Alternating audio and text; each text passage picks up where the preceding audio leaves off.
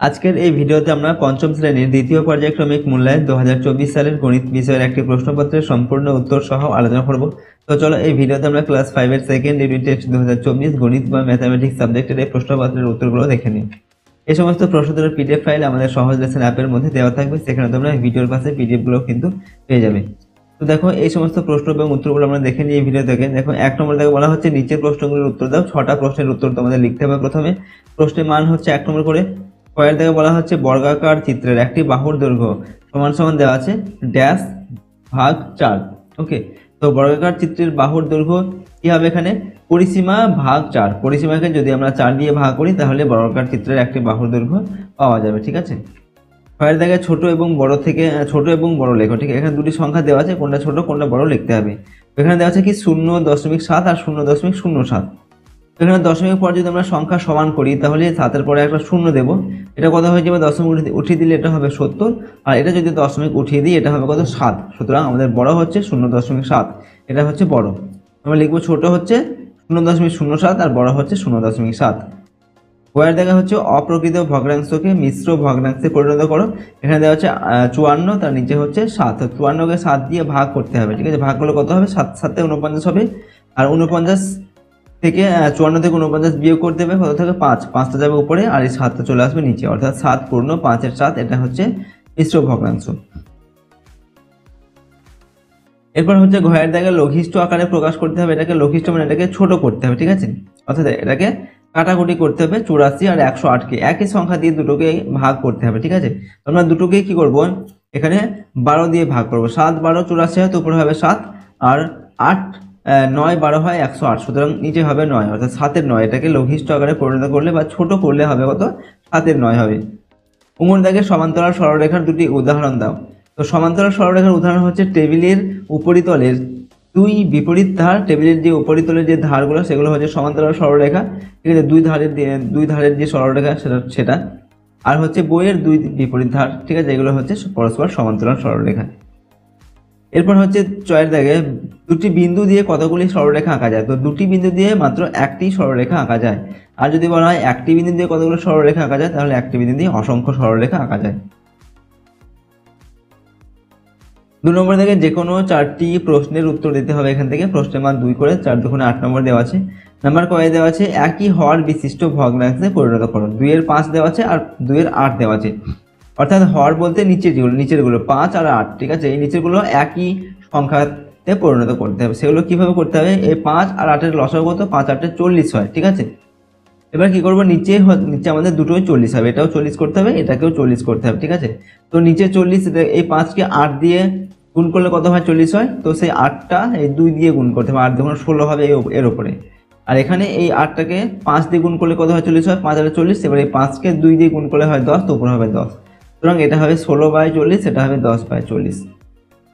এরপর ক্ষয়ের দাগে বিয়োগ করতে হবে। ঠিক আছে, 6-এর 20 বিয়োগ 7-এর 30। তো প্রথমে কি করব? এই 20 আর 30-এর লসাগু করতে হবে। 20 আর 30-এর লসাগু 60 হয়, নিচে 60 লিখতে হবে। এবার এই 60কে 20 দিয়ে ভাগ করতে হবে। 3 20 60 হয়, সেই 3 দিয়ে 6কে গুণ, 3 6 18 হবে। এবার এই 60কে 30 দিয়ে ভাগ করলে কত হয়? 2 হয়, 30 2 60 হয়, তো 2 দিয়ে 7 গুণ করতে হবে, 7 2 14। 18 থেকে 14 বিয়োগ করলে কত হয়? 4 হয়, তো 4 বাই কত হবে? 60। এবার এটা যদি কাটাকুটি করি কত হয়? 4 15 60 হয়। সুতরাং উপরে থাকছে 1, নিচে হচ্ছে 15, 1-এর 15। এটা হয়ে গেল আমাদের বিয়োগফল।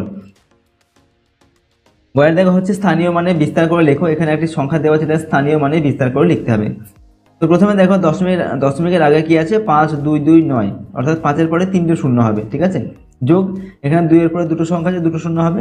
তারপর কি আছে? 2-এর পরে একটা 9 আছে, মানে একটা সংখ্যা, তো একটা শূন্য হবে। তারপর শেষে হবে 9।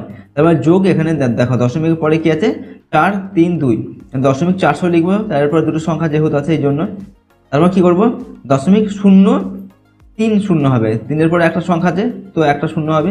এরপর যোগ দিয়ে 0.002 হবে। ঠিক আছে, এরকম করে এটাকে স্থানীয় মানে বিস্তার করে লিখ। পরের প্রশ্ন দেখো, ঘয়ের দাগে ক্যাম্পে প্যারেড করার সময়ে সৈন্যদের বর্গাকারে সাজানো হলো। একটি সারিতে 12 জন সৈন্য দাঁড়িয়েছে। ঠিক আছে, তাহলে মোট সৈন্য কতজন? অর্থাৎ বর্গাকারে সৈন্য কিন্তু সাজানো হয়েছে। ঠিক আছে, এবার প্রতিটা সারিতে কতজন আছে? 12 জন করে, তাহলে কতজন সৈন্য হবে? 12কে 12 দিয়ে গুণ হবে, 12 12 144 জন সৈন্য আছে। নেক্সট হচ্ছে উঙ্গর দাগে স্কেলের সাহায্যে 6.7 সেন্টিমিটার দৈর্ঘ্যের একটি রেখাংশ অঙ্কন করো এবং তার নাম দাও। ঠিক আছে, তো 6.7 সেন্টিমিটার একটি সরলরেখা আঁকতে হবে স্কেলের সাহায্যে। ঠিক আছে, স্কেলের সাহায্যে এই সরলরেখাটি আঁকবে এবং এটা হচ্ছে 6.7 সেন্টিমিটার সরলরেখা এবং নাম দেবে এখানে বি, এখানে এ, এখানে বি অথবা পি কিউ, সেরকম যে কোনো একটা নাম, দুটি এখানে নাম তোমরা দেবে, এদিকে একটা এদিকে একটা। এরপরের প্রশ্ন দেখো, 3 নম্বর দাগে যে কোনো দুটি প্রশ্নের উত্তর লিখতে বলা হচ্ছে। প্রশ্নের মান 2 নম্বর করে, 3 2 6 নম্বর। কয়ের দাগে দেওয়া আছে হেতমপুর গ্রামের রাস্তা মেরামতের কাজ শুরু হয়েছে প্রথম দিনে 1/4 অংশ, দ্বিতীয় দিনে 1/12 অংশ, তৃতীয় দিনে 4/7 অংশের কাজ হয়েছে। 3 দিনে মোট কত অংশের কাজ হয়েছে, মোট কত অংশ কাজ বাকি আছে। তো প্রথমে 3 দিনে কত অংশ কাজ হয়েছে সেটা আমাদের করতে হবে, যোগ করতে হবে। প্রথম দিন হয়েছে 1/4, তারপরে হচ্ছে 1/12, তারপরে হচ্ছে 4/7। তো এই তিনটি যোগ করতে হবে। তো কি করতে হবে, প্রথমে 4 12 আর 7 এর লসাগু করতে হবে। 4 12 আর 7 এর লসাগু হচ্ছে 84। এবার 84কে 4 দিয়ে ভাগ করলে হয় 21, সেই 21কে 1 দিয়ে গুণ করতে হবে, 21 কে 21 হবে এখানে। তারপর যোগ 84কে 12 দিয়ে ভাগ করলে হবে 7, 7 12 84, 12কে 7 দিয়ে 1কে গুণ করলে 7 একে 7 হবে। এবারে এই 7 দিয়ে 84কে ভাগ করলে কত হয়, 7 12 84, আর 12 আর 4 গুণ করলে 4 12 48 হয়। এবার 48, 7 আর 21 যোগ করবে, যোগফল হবে কত, 76 হবে। 76 নিচে কত আছে, 84। এবার এটাকে কাটাকুটি করতে হবে। ঠিক আছে, আমরা 3 দিয়ে কাটাকুটি করছি, 3 3 19 এবং 76 হয়, আর 3 21 84, অর্থাৎ 19/21 অংশ। এই কাজটা আমাদের 3 দিনে হয়েছে। ঠিক আছে, এবার বাকি কত আছে, মোট কাজ হচ্ছে 1 অংশ হয়ে থাকে, তো 1 বিয়োগ 19/21 হবে। ঠিক আছে, তো নিচে 21 আছে, এখানে লসাগু 21ই হবে। ঠিক আছে, এবারে 21 আর 1 গুণ করতে হবে, 21 কে 21 হবে উপরে, আর উপরে 21 আর 21 ভাগ করলে 1 হয়, 1 কে 19 দিয়ে গুণ করলে কত হবে, 19। এবার 21 থেকে 19 বাদ দিলে 2 থাকে, আর নিচে আছে 21, তো 2 এর 21 অংশ এই কাজটা বাকি আছে। ঠিক আছে, তো হয়ে গেল আমাদের কয়ের অঙ্কের সমাধান। এরপর দেখো খ নম্বর দাগে, একটি বর্গাকার পার্কের দৈর্ঘ্য হচ্ছে 40 মিটার, প্রতি বর্গ মিটার 6 টাকা হিসাবে তাতে ঘাস লাগাতে কত খরচ হবে। তো প্রথমে বর্গাকার মাঠের যে ক্ষেত্রফল সেটা বের করতে হবে। ঠিক আছে, মাঠের ক্ষেত্রফল বের করতে গেলে কি করতে হবে, দৈর্ঘ্য, যেহেতু বর্গাকার এটা পার্ক তাই দৈর্ঘ্য দিয়ে গুণ করতে হবে, অর্থাৎ 40 গুণ 40 কি হবে, 4 4 16, অর্থাৎ 1600 বর্গ মিটার। দুটো শূন্য আছে। ঠিক আছে, 1600 বর্গ মিটার, এটা হয়ে গেল মাঠের ক্ষেত্রফল। এবার 6 টাকা হিসাবে কত টাকা খরচা হবে ঘাস লাগাতে, তো 6 টাকা হিসাবে ঘাস লাগাতে খরচ হবে 6 দিয়ে গুণ করতে হবে, 1600 গুণ 6, 6 16 96 হয়, তার পাশে দুটো শূন্য বসে যাবে, অর্থাৎ 9600 টাকা আমাদের খরচা হবে ঘাস লাগাতে। এরপর হচ্ছে দেখো গয়ের দেখে সমবিন্দুর সরলরেখা কাকে বলে। সমবিন্দু 4টি সরলরেখা অঙ্কন করে নামকরণ করো। তো সমবিন্দু সরলরেখা কাকে বলে না, কতগুলি সরলরেখা একটি নির্দিষ্ট বিন্দুতে ছেদ করলে ওই বিন্দুটিকে সমবিন্দু বলে, আর সরলরেখাগুলোকে সমবিন্দু সরলরেখা বলে।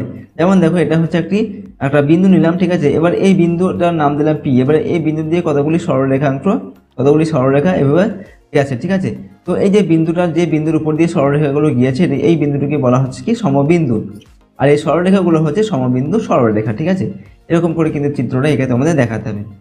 তো দেখো আজকের এই ভিডিওতে আমরা তোমাদের ক্লাস 5 এর গণিত বিষয়ের সেকেন্ড ইউনিট টেস্টের একটি কোশ্চেন পেপারে কিন্তু সম্পূর্ণ উত্তর তোমাদের দেখিয়ে দিলাম। ঠিক আছে, এই ধরনের প্রশ্ন তোমাদের পরীক্ষায় কিন্তু দেওয়া হবে। এই সমস্ত উত্তরগুলো তোমরা কিন্তু ভালোভাবে কিন্তু প্র্যাকটিস করবে। ঠিক আছে, আর যদি আমাদের চ্যানেল তোমরা নতুন হয়ে থাকো, চ্যানেলটিকে প্লিজ সাবস্ক্রাইব করে রাখবে এবং পাশের বেল আইকনে প্রেস করবে। আর এই সমস্ত পিডিএফ যদি তোমরা পেতে চাও তাহলে আমাদের অ্যাপটিকে কিন্তু ইনস্টল করে নেবে। ঠিক আছে, সেখানে তোমরা ভিডিওর পাশে পিডিএফগুলো পেয়ে যাবে। ওকে, আর চ্যানেল নতুন হয়ে থাকলে অবশ্যই চ্যানেলটিকে কিন্তু সাবস্ক্রাইব করে রাখবে। ওকে, ভিডিওটিতে লাইক করবে, ভিডিওটি বন্ধু বান্ধবের সঙ্গে শেয়ার করবে, কমেন্ট বক্সে নিজেদের মতামত অবশ্যই লিখবে। তো চলো আজকের এই ভিডিওটি আমরা এখানে শেষ করছি। সম্পূর্ণ ভিডিওটি দেখার জন্য অসংখ্য ধন্যবাদ।